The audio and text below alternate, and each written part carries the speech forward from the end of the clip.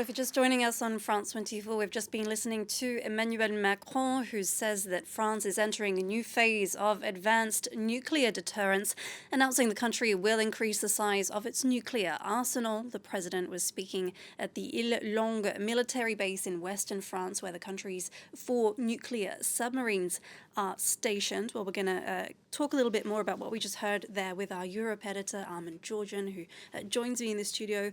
Armen, we must say, though, that this speech was long planned before the start of that conflict in Iran. The president, though, did make reference to what he called an intensification of conflict more generally, and an increased risk of conflicts crossing the nuclear threshold. I mean, this is also 4 years now since the start of Russia's full-scale invasion in Ukraine. But Macron, they're talking about strengthening the nuclear deterrent. What exactly does all this mean?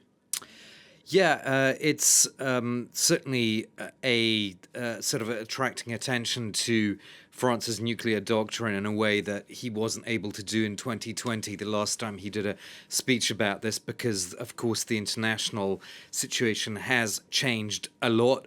There's been, in the intervening 6 years, well, of course, the war in Ukraine, but also a weakening of arms control and nuclear non-proliferation, which is something he mentioned.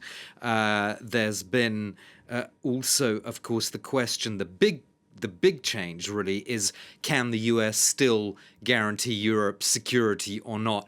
And I got the impression that while he was in this speech, he was still kind of playing lip service to the US being the main force that can provide nuclear deterrence.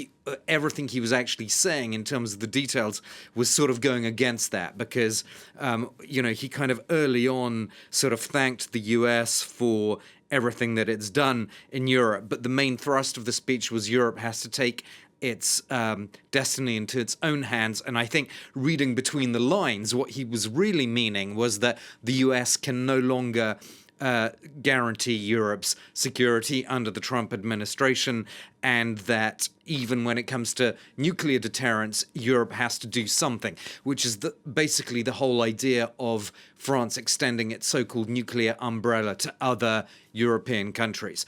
Where I thought it was a bit vague is, how does all of this work in practice, right? So it's all very well saying he's going to increase the number of French nuclear warheads. He's not going to give away, of course, any details as to how many it will develop. By the way, at the moment, France is thought to have much fewer nuclear warheads than Russia has, just to put that out there in the perspective.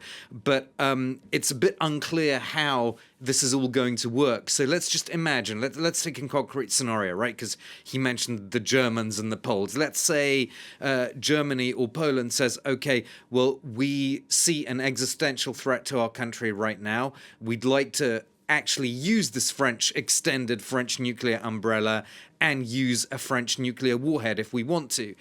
Macron in this speech was saying, well, actually, that doesn't really work, because we're not going to share our nuclear sovereignty. So there's no sharing of the term vital interest. What Macron means by that is that it's up to the French to decide if a French nuclear warhead is used from any other base outside France in Europe. So it would be up to France to say, well, yes, in this situation, you, the Poles, or you, the Germans, can use a French nuclear warhead. I don't see how that works, because it's up to each national sovereignty, each country to say, to decide whether it actually uses a nuclear warhead or not. That's the whole point of an existential threat to its own country. So I just don't see how this extended umbrella can work if it's still up to the French to decide who uses its nuclear warheads and in what situation, because surely the Germans or the Poles or the Swedes or the Greeks are going to need to have complete sovereignty when they make decisions about using nuclear warheads or not. So I think that's the bit where if you start sort of chipping away and looking at the details, that's where things are not clear, as even with this speech. Right,